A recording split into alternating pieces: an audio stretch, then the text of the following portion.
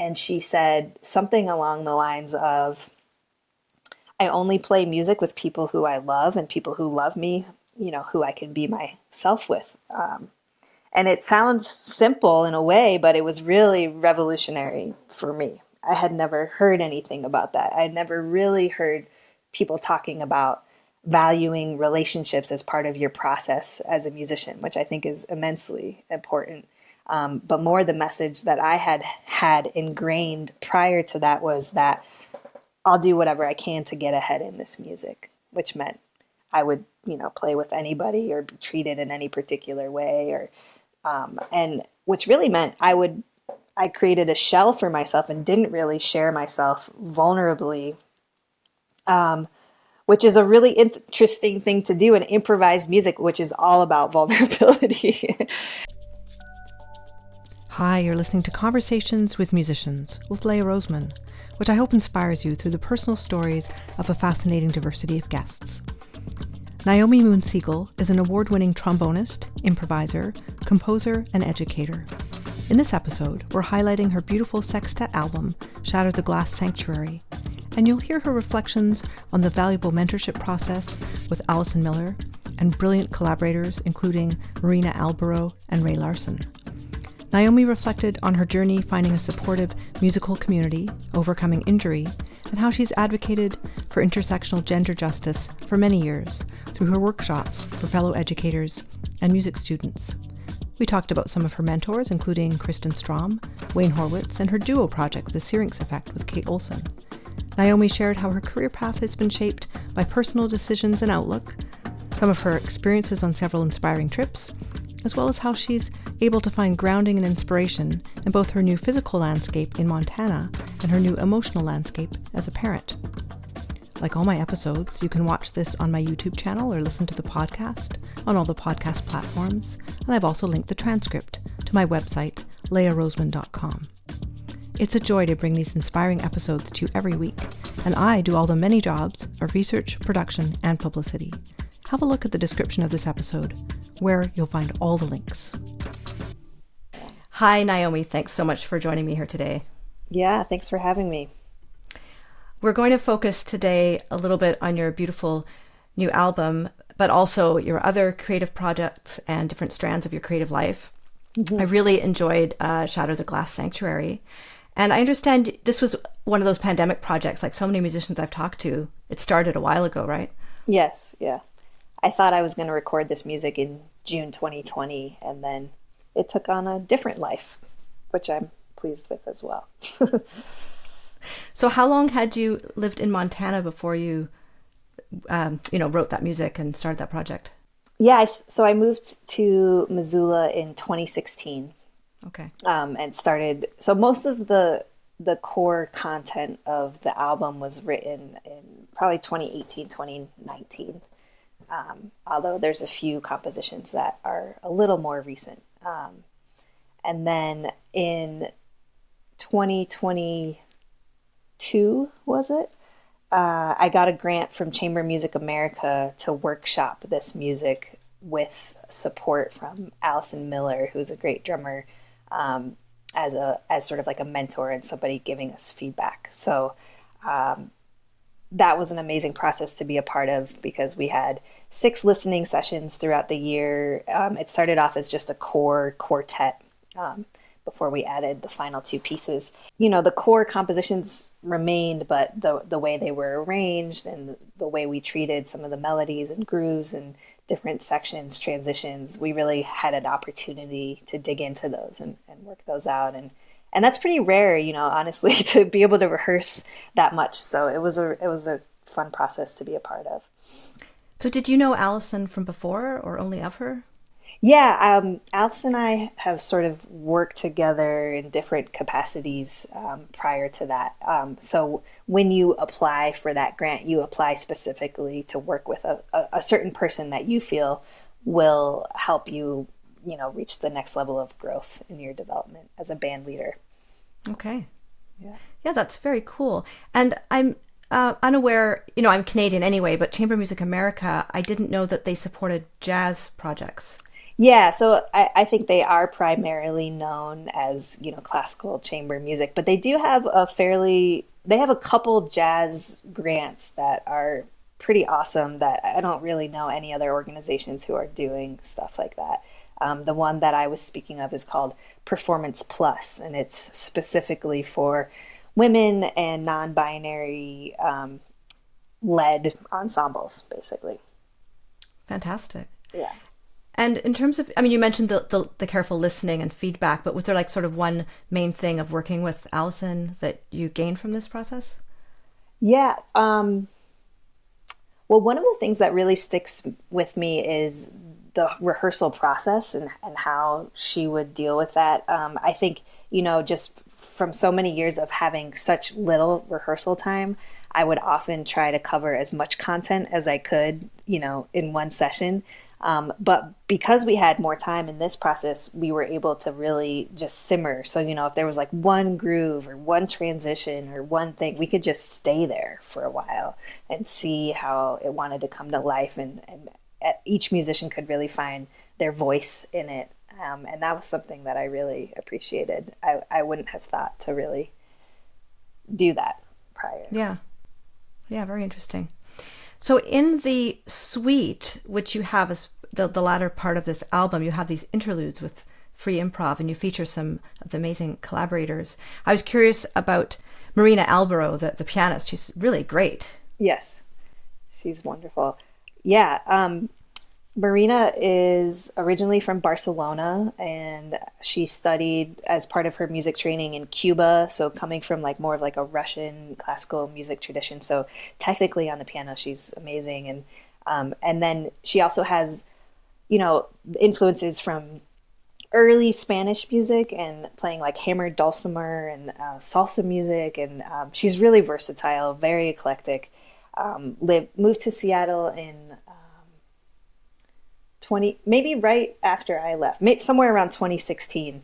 But we started working together when I would go back to the city. And so she's been a wonderful collaborator. And for those interludes, I really just give people free reign. And like, we just have to get from point A to point B.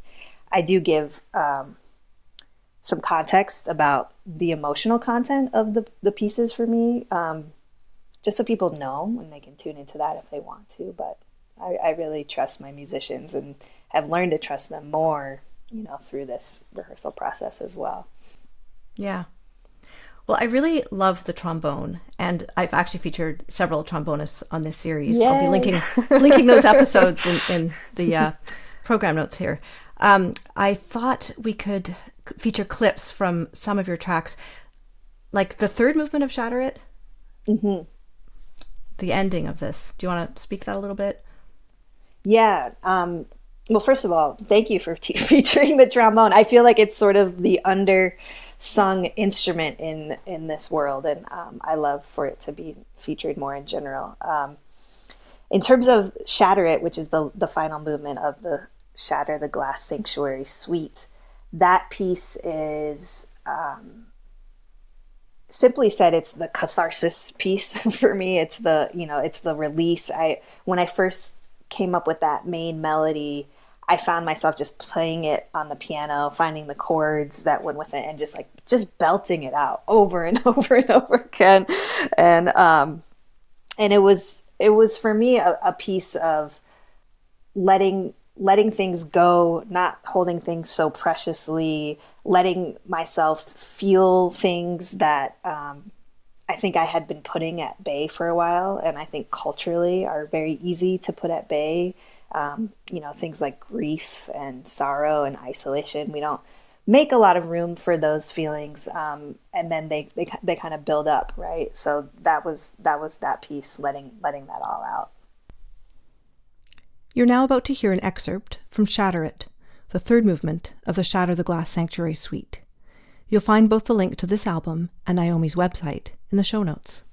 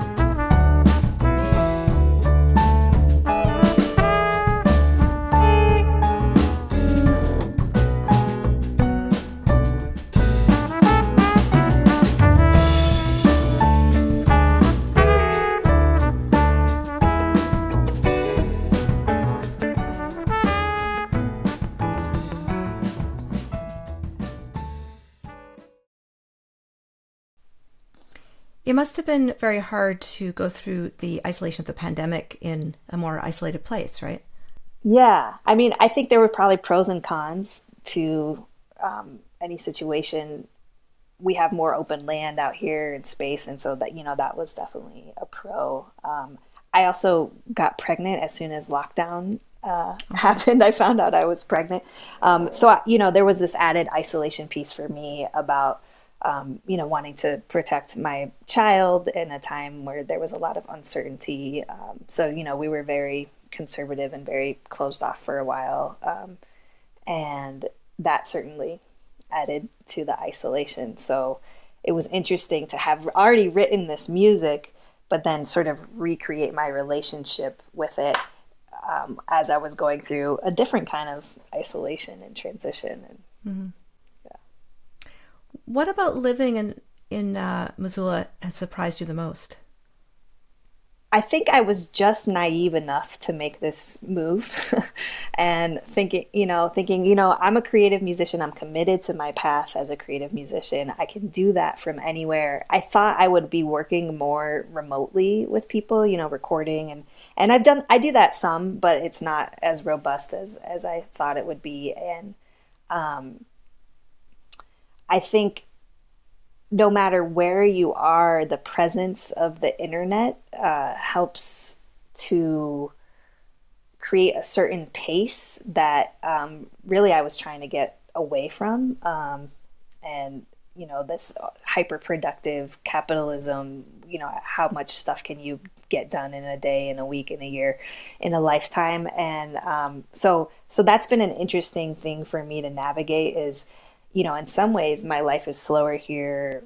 There's less traffic. Nothing's really more than 20 minutes away. I can, I could connect with community more easily here, which is one of the main reasons we came here. And though I can also get caught up in this pace that I feel like is not serving me from a, life affirming perspective. So it's interesting. So you're saying you can't escape that push from the internet despite the fact? I think you can. I think it takes a lot of discipline, and I fall in and out of that. So it's been a challenge for me, for sure. Mm-hmm. Wonderful. And I mean, I'm happy to include whatever clips from whatever you'd like, but I was just, picking things I really loved. The, Seep Into My Pores. Yeah. I love that one. Yeah. So that was a piece that, sometimes melodies just come out sort of fully hatched and fully formed. And that was a piece like that.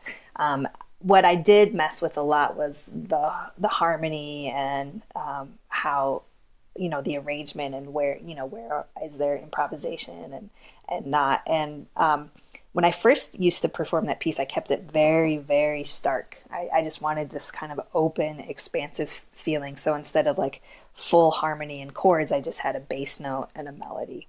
But then I did end up, by the request of my band and different folks, I ended up at, being more specific about what the harmony was, even if it's implied.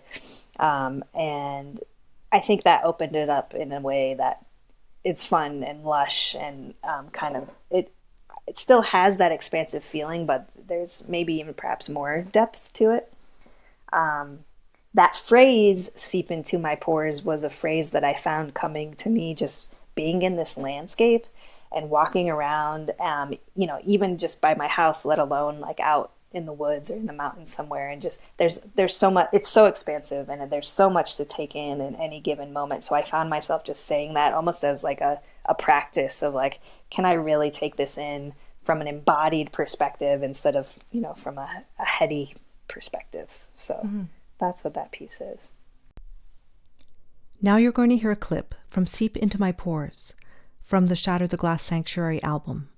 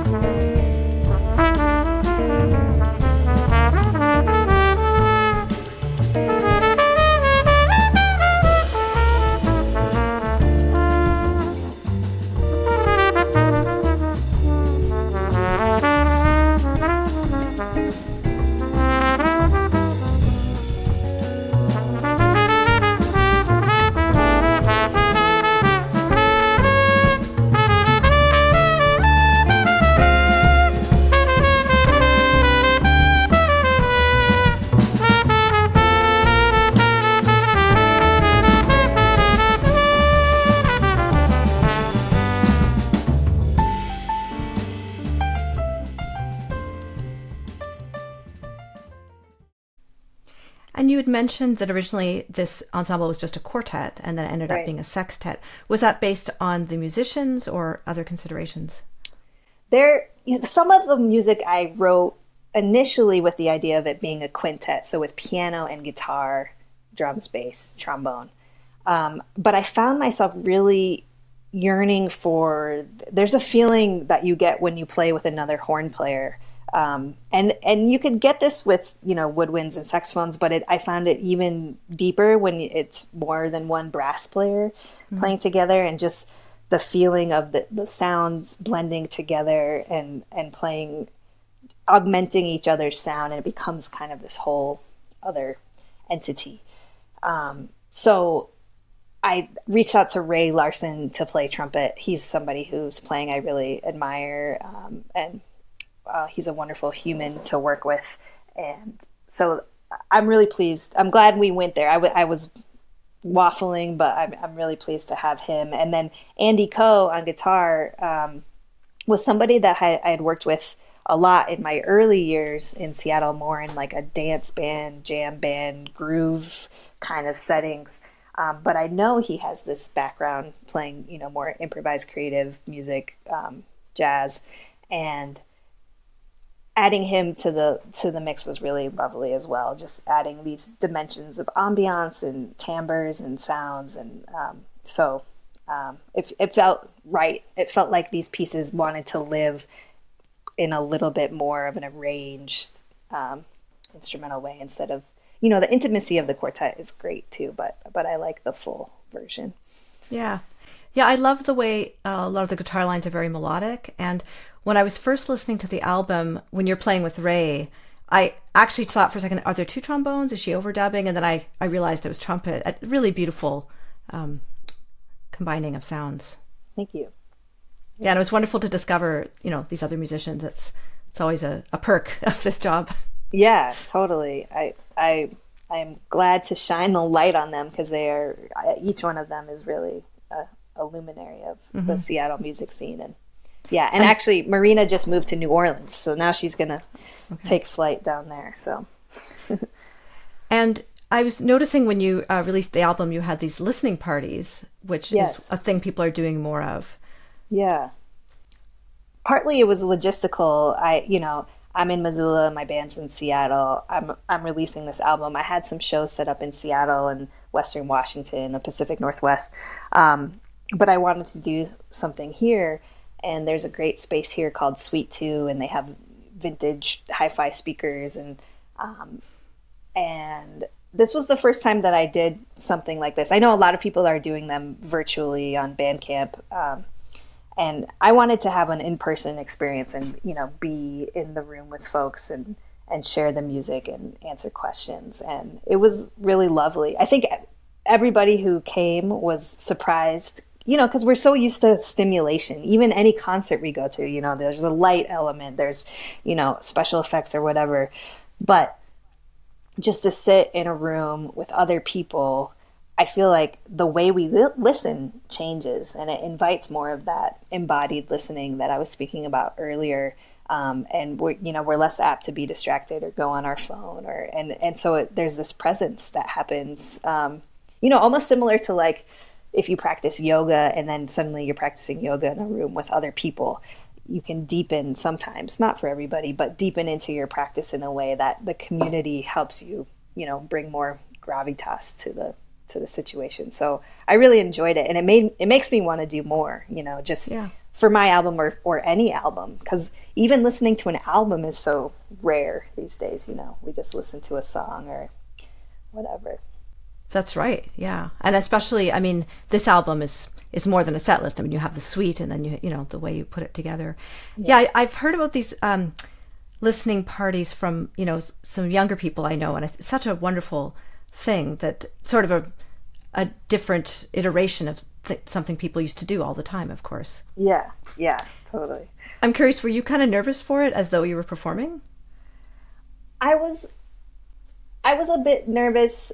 I think it was different than a performance feeling. It was more like, will people be engaged? Will they, should I make a slideshow? I felt like I should have something else, I also invited my 3-year-old child to come, and I was like, is that a mistake? But actually he did great, and he just like colored in the back of the room. And so I think just nervous in the sense of like, this is something I haven't done before, but it was great.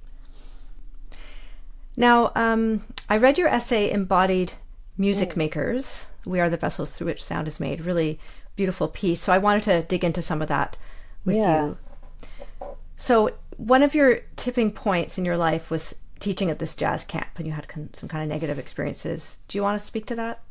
Sure. It was sort of like, people speak of this word microaggressions, but, to put it in non-terminology, it's like so many experiences build up over time, and then, sometimes you hit an edge with it, or at least that's what happened with me. And I just think, all through my college experience especially, but even probably prior to that, I was experiencing things that basically told the story that I didn't belong in this music. I didn't belong playing trombone. My voice wasn't worthy.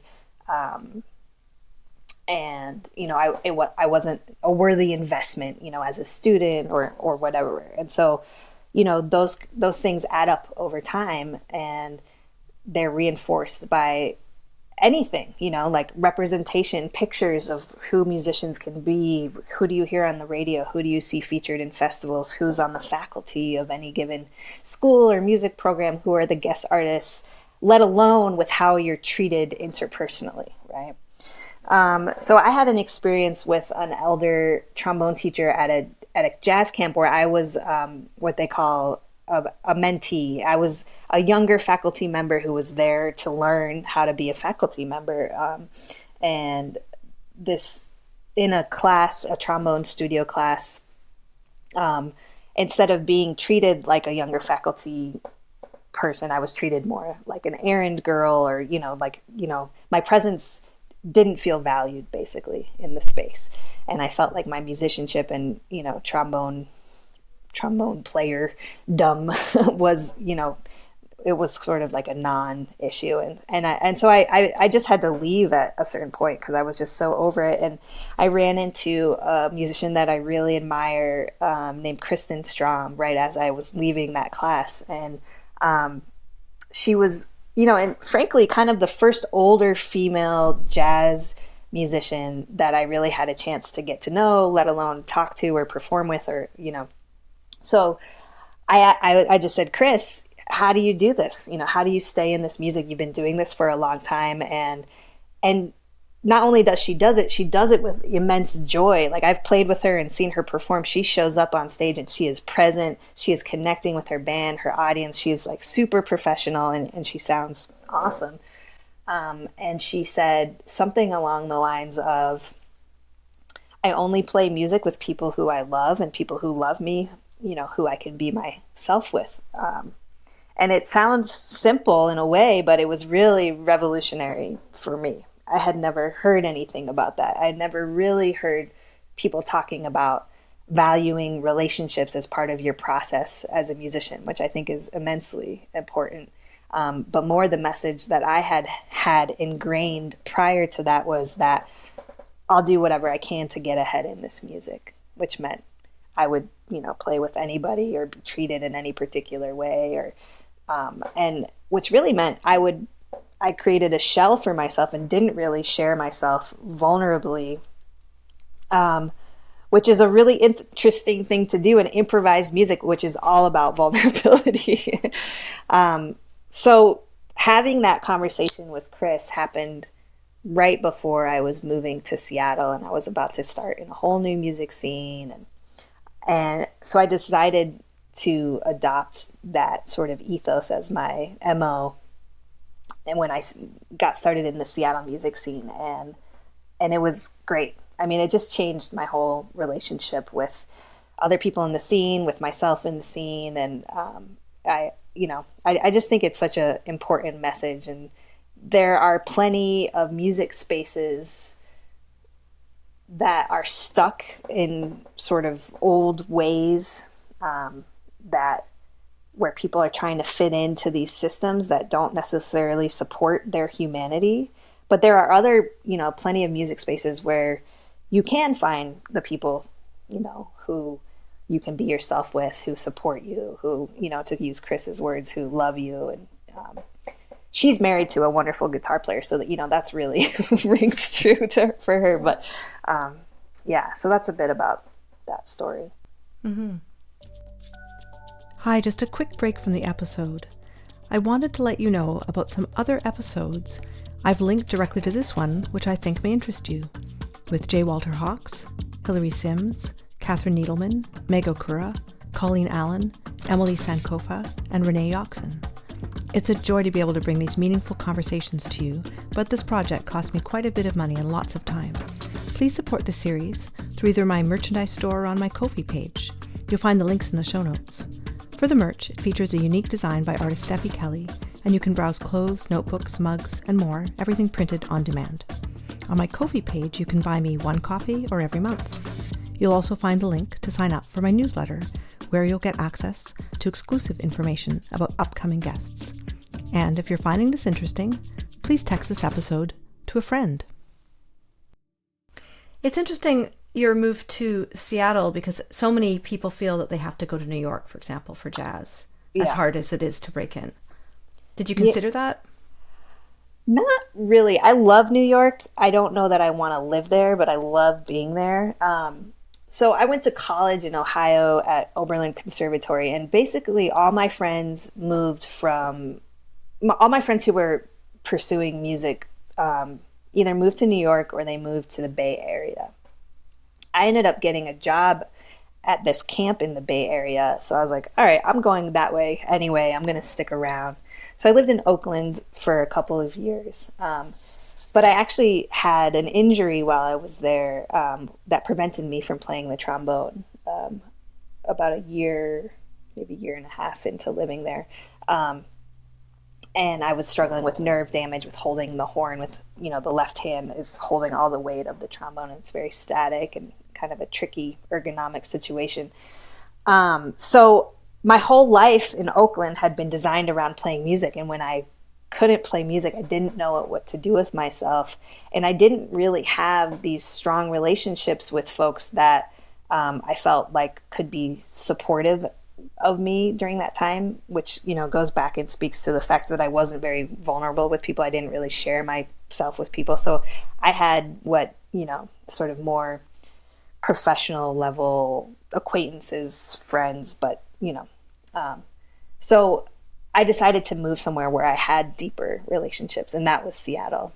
I was dating someone who lived there at the time, and I also had a really close friend there. So I just felt like, I need a fresh start. I knew nothing about the music scene when I moved there, but I ended up getting this job working for a nonprofit called Seattle Music Partners when I moved there. And it was a program that was, that meant to address the deep inequities of music education in Seattle public schools. So I was running after-school music programs in low-income schools in Seattle. And that was a really great way to know the city because I was recruiting volunteers from all, high schools and colleges all over the city. And I was getting to know educators from all over the city. And so I found it to be a really great entry point. And I was really pleased, with the music scene that I discovered there. I think it's really vibrant and wonderful and multifaceted. And, it has its challenges like any city, but it's a wonderful place, I think. Was that after school program primarily band oriented? Yes. Well, it was we did band instruments and orchestral instruments. But not singing or? No, not really. We tried to do a lot. The schools we were in did not have general music programs. So we tried to do like a day of sort of augmenting that kind of learning and then a day of, instrumental music that they did have some instrumental music lessons from the district, but it was very short and very little. So we did a day of, working, like fifth graders a lot of times start on an instrument. So supporting that process. Mm-hmm. So let's go back to this injury. I understand the Alexander technique helped you out of that a little bit. Yeah, in Seattle, I met some great folks and I started taking classes with them and then used that as a way to reorient to my instrument. I was afraid that if I started playing again, I would just, do the same thing. So I wanted a new avenue to approach the instrument, and that was really helpful. Did you have creative outlets during that time? Like, were you writing music or other art forms to help deal with that? That's a great question. I don't recall that I was composing very much during that time. I sort of had a resurgence of composition around 2012. I went to Costa Rica for a month to visit my brother, who was a single parent in Costa Rica. And I used it. I would help with, taking care of my nephew, but then every afternoon I went to the beach, either with my trombone or my ukulele, and I just wrote sort of in a stream of conscious, like, I don't know what this is for, or, what instrumentation, or even what style, or I just want to get in tune with hearing my voice and notating it. So I, left that trip with a whole notebook full of ideas that then when I came back to Seattle, I could be like, oh, this one, I want to flesh this one out. And that, that became my first album, Shoebox View, and got me back into a more regular composition practice, although it's still not quite as regular as I'd like. I love that album too. I listened to it. And one of your collaborators in Seattle who's a mentor is Wayne Horwitz, right? That's right. Yes. You played on both your first two albums. Yeah. Yeah, Wayne's such a huge presence on the Seattle music scene. I met him, I forget what year I met him, but it was, I was spending some time hanging out with Julian Priester, who's a great trombone player, sort of a trombone legend. And they used to share an office at Cornish College of the Arts.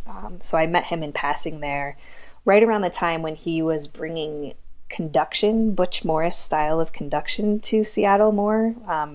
Conduction is a vocabulary of hand signals that are used to manipulate music in real time. So Butch Morris developed this particular system, but there's other systems out there as well. But Butch's work is really widely known all over the world. Anyway, so Wayne started putting these ensembles together using conduction. And then right around that time, soon thereafter, he opened up a club called the Royal Room, which is a really important hub in the Seattle music scene. And so we started playing there every Monday night. And then, other projects came out of that. So I was involved in his projects and him and mine. And he's really about community. He's really about getting bands together that are diverse from like sort of every perspective, including age, which I think is rare sometimes in the music world. Like we get kind of siloed and we only play with people in our age range. And that was something I really appreciated about him. And he's very open musically, stylistically, and his compositions kind of opened up some doors for me in terms of I feel like there's this thing that happens in jazz and jazz education and mainstream jazz aesthetics where, harmony, everything, harmony, rhythm, melody, all has to be like complex and dense and this certain, even fast or virtuosic. And Wayne's music is not necessarily like that. I mean, there might be some elements of that in his music, but like, for example, a lot of his harmony is triadic, instead of seventh chords or, chords with upper extensions. And I loved that. I was just like, wow, this is great. Like, what about all these sounds? It kind of just opened some doors for me that I hadn't been thinking about prior. So that was something I really appreciate about Wayne Horwitz as well. Yeah, it seems to me a trend that jazz is getting more diverse in the way you're talking about, like less. I've noticed this with other artists too. Maybe more blending of genres, or yeah, and form isn't always the 32 bars. Right. Yeah, and the structure isn't always solo head, and yeah, and I mean, we also have to think we have so much access to so much music now. which I think is sort of a blessing and a curse. But the blessing part of it is that it's very easy to absorb a lot of musical styles. And so to say that, we're just coming from this one tradition, I think would be a pretty rare experience for anybody. If we could go back, I was just curious in terms of your education. You mentioned Oberlin. I didn't know they really had a jazz program. Isn't it more classical there? Yeah, the classical program is a lot bigger. I'm not sure how big it is now. When I was there were probably like 50 kids in the jazz program. Okay. Yeah. So their jazz program was started, I should probably know the year, but it was started by a phenomenal composer and educator named Wendell Logan, who the African-American composer, I believe from the Cleveland area. And he was very well steeped in like the whole spectrum of Black music, of African-American music. So not just jazz, but R&B and soul and gospel and classical art music and concert band music. So having that as a foundation of the program was very positive and important. And I think a lot of jazz programs don't necessarily have that perspective. So that was one thing I really valued about that. Yeah, really interesting. Well, another thing I noticed when I was researching you, maybe you had posted about it, this new standards, this new book of all women and non-binary composers. That's pretty cool. Yes, actually, I have it right here. Yeah, I was just looking at it with a student. Yeah, that is a wonderful resource that came out. Is it 2 years ago now? Or I'm forgetting the time, but it's part of the initiative from Berklee School of Music, their Jazz and Gender Justice Institute, run by the great drummer Terri Lyne Carrington.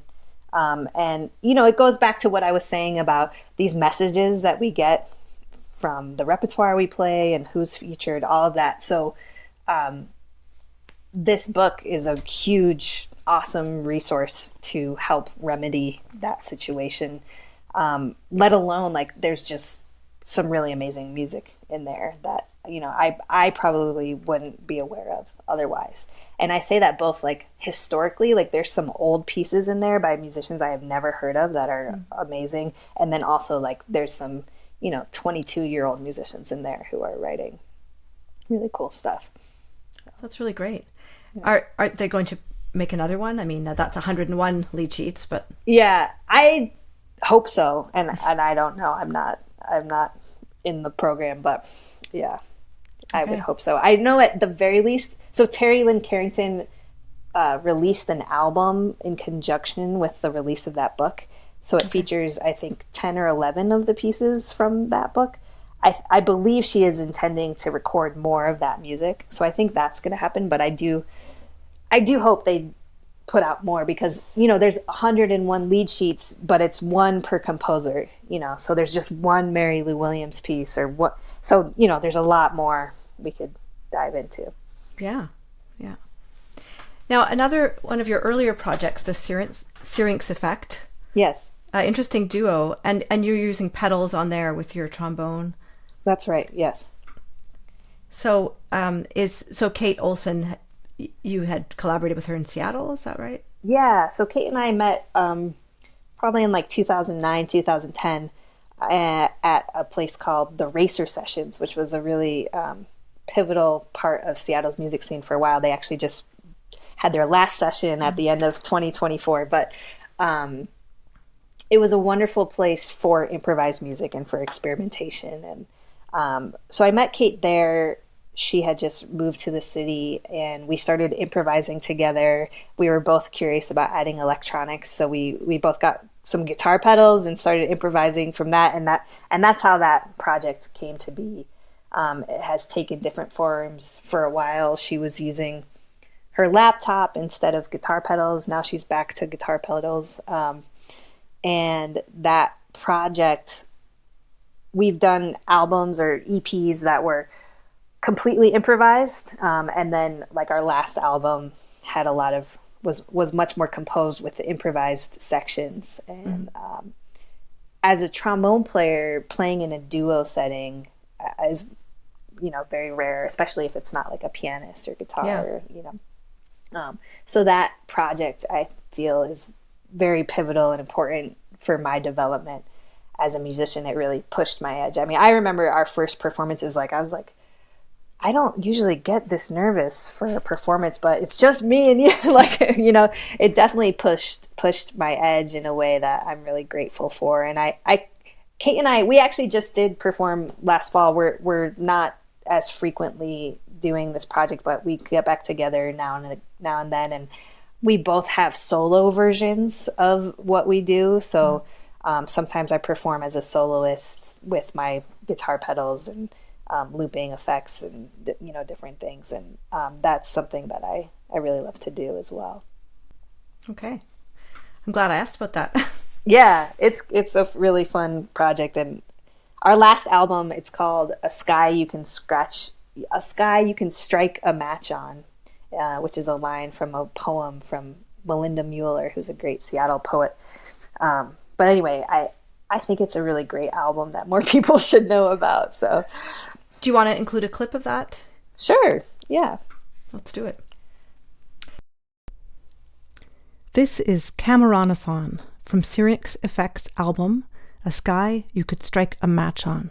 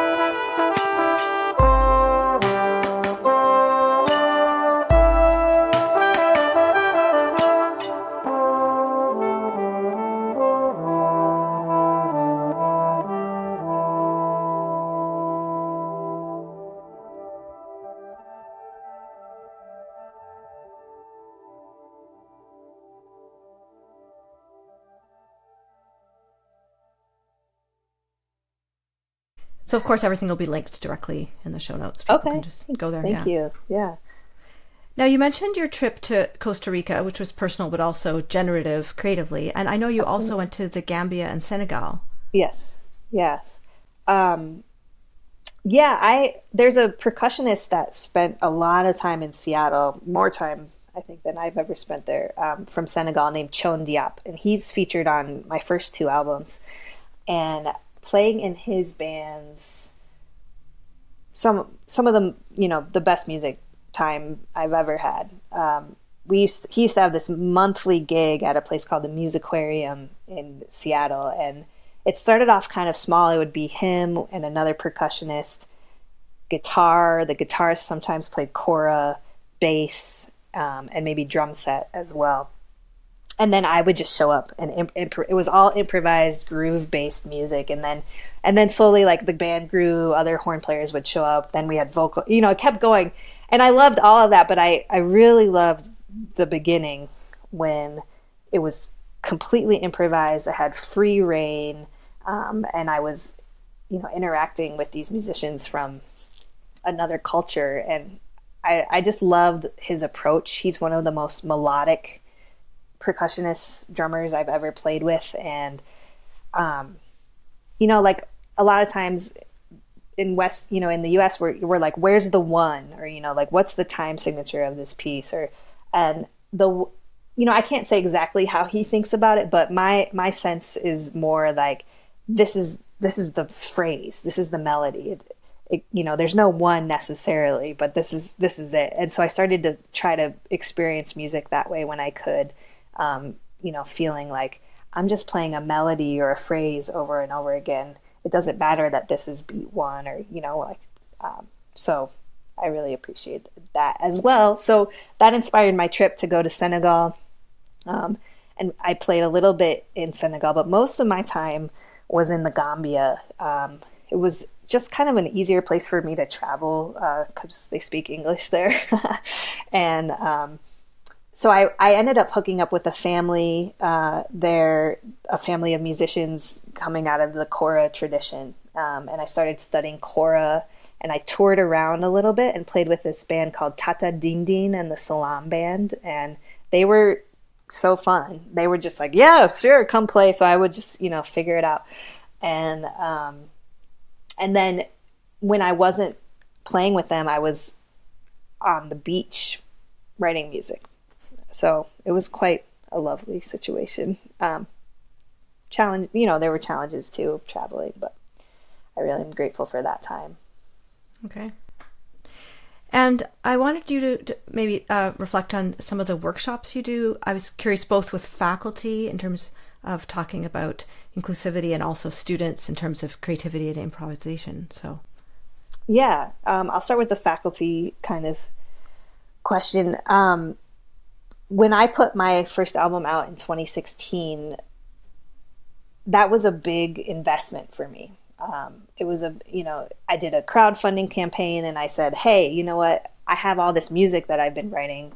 I want to bring it to life and bring it to fruition in a way that live performance isn't quite getting there for me. So I want it archived. So I put a lot into that project, which was a revolutionary experience for me because I had grown up so much with this idea that my voice wasn't worth investing in. So after I put that album out in kind of this bigger way, I decided that I needed to be having these conversations in music spaces that I wish somebody had had with me. And I, also coming from this background of working in nonprofits in Seattle, I noticed that in that world, we were having workshops.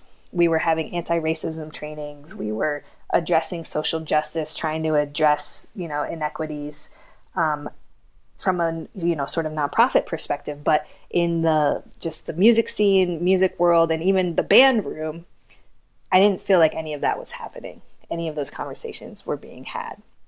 So I thought, okay, it's time to put these together. So in the wake of that release, I started experimenting with taking some of the facilitation materials and and ideas that I had been given in these workshops, and mutating them a little bit to speak directly to musicians, music teachers, and to try to be addressing gender in an intersectional kind of way. So I started at that time, that was before Me Too. It was before the Berkeley Jazz and Gender Justice Institute. So it felt like my biggest job was to build awareness, because it felt like people weren't aware, they weren't having these conversations, there weren't tools and resources. So that's how I got started.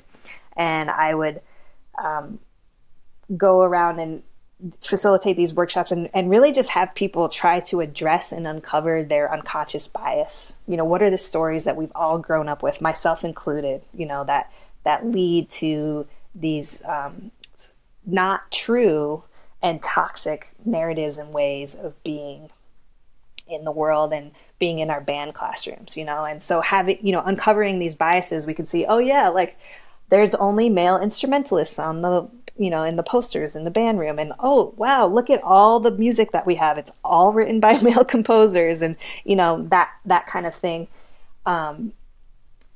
So that's how it started. And then I started shifting more to, okay, it seems like people are building an awareness. I still think we have a ways to go, but there's a general sort of baseline that wasn't there, certainly when I was in school. And when I was in school, we just pretended it didn't exist and everything's fine.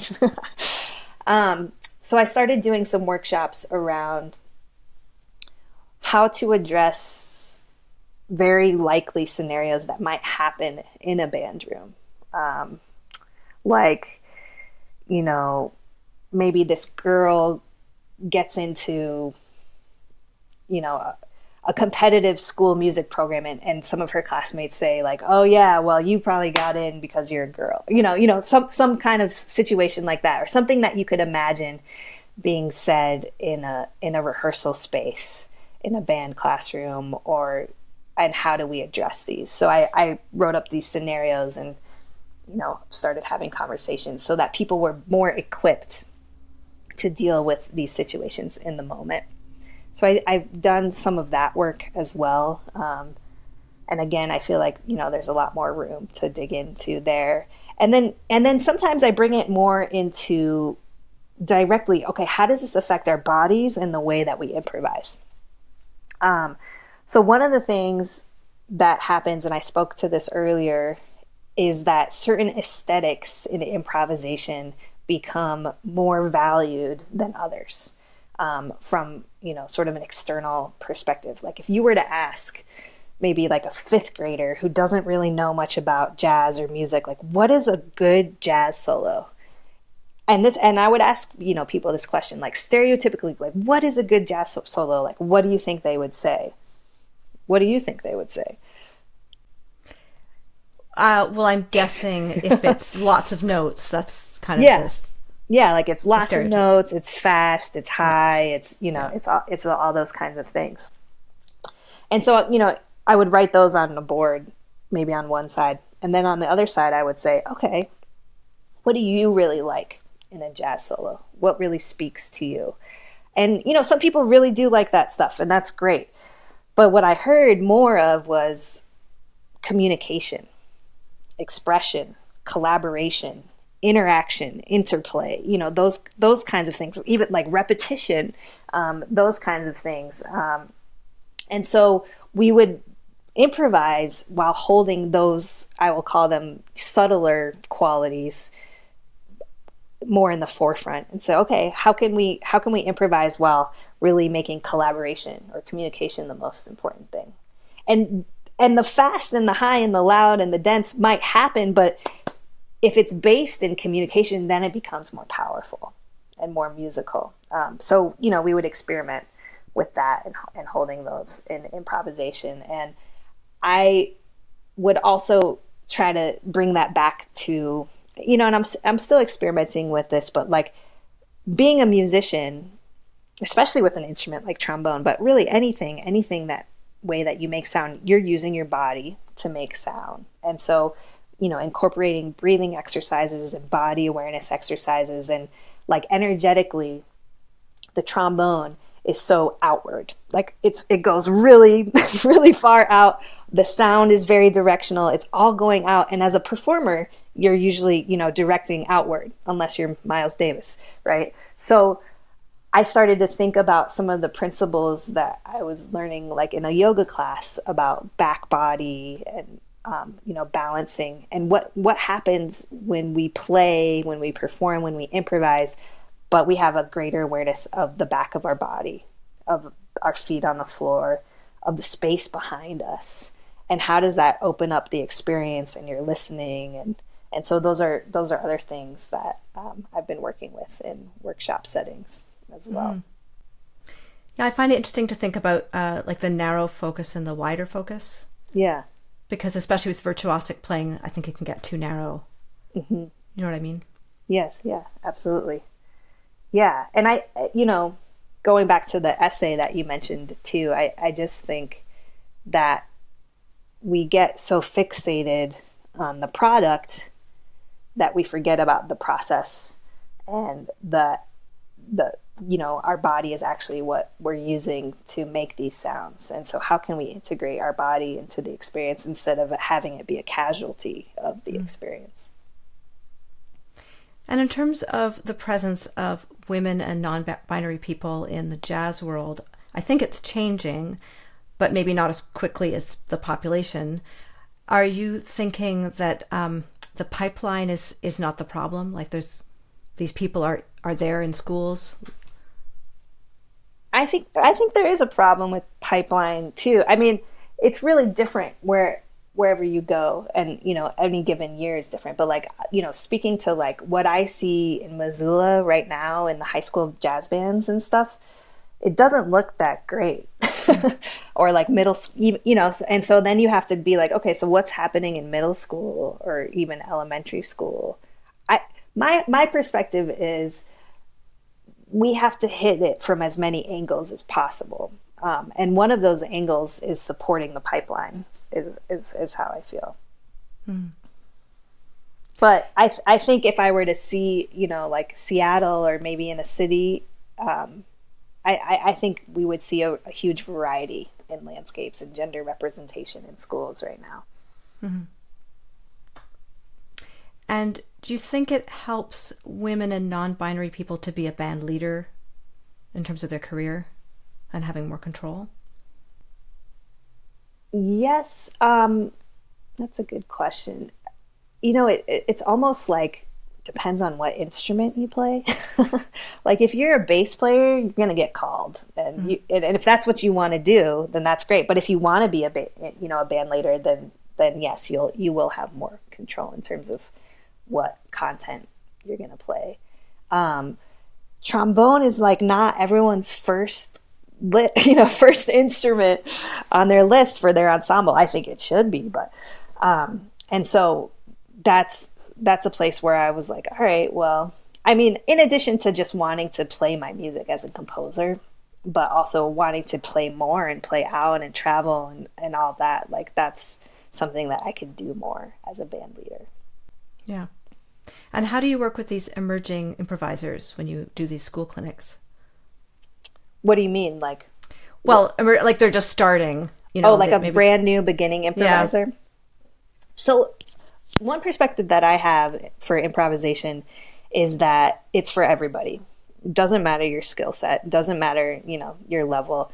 And it doesn't need to be presented in a way that you're the featured soloist. And I think so often in jazz education, that is how it's presented, which can be pretty intimidating and alienating for people who that socially is not for them, So I do a lot of games, like improvisation games that involve more collective improvisation, more like listening kind of exercises. I love the work of Pauline Oliveros. She has all these sonic meditations that I like to integrate into my teaching.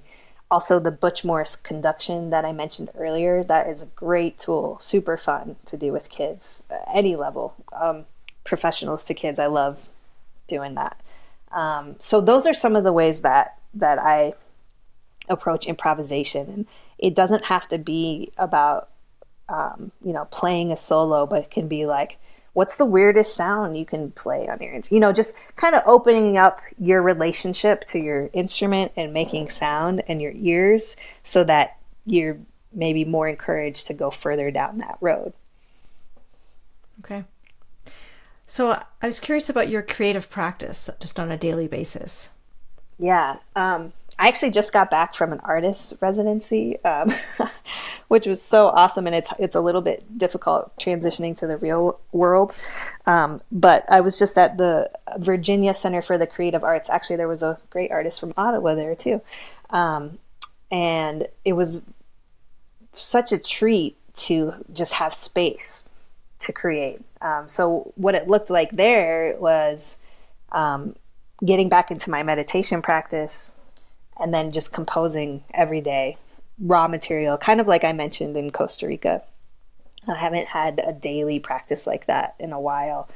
And in particular, what I'm thinking about in my composition process right now is a body of work that is reflective and of my newer identity as a parent and how that, merges with my identity as a musician. And so I actually have some like old journals. I was going back and reading from like my birth story, to early postpartum time and reflecting on that experience and reading some work from other writers about their experience as well and synthesizing that through composition.